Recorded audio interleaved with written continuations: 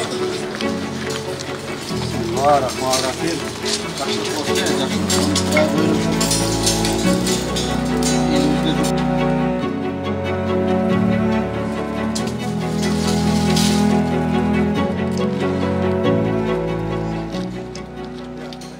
Жалал-Абад облысында, Жалал-Абад шаарында ушул убакытка чейин биздин улуттук коопсуздук кызматкерлерге эч кандай бир дагы квартира курулган эмес экен.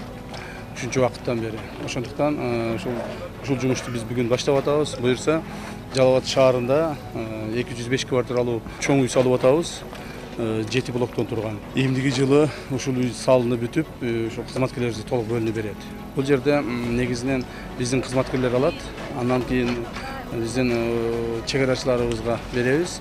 Андан сырткары ушу Жалал-Абад шаарында жашаган, аз камсыз болгон жана өтө муктаж үй бүлөлөргө бир 10 квартираны да кошо берейин деген үмүттөбүз. Бул жерде баса белгилеп айтып коюшум керек. Бул салынып аткан үйлөр эч кандай бир мамлекеттик бюджеттен же мамлекеттик ишканалардан эч кандай каражат алган жокпуз.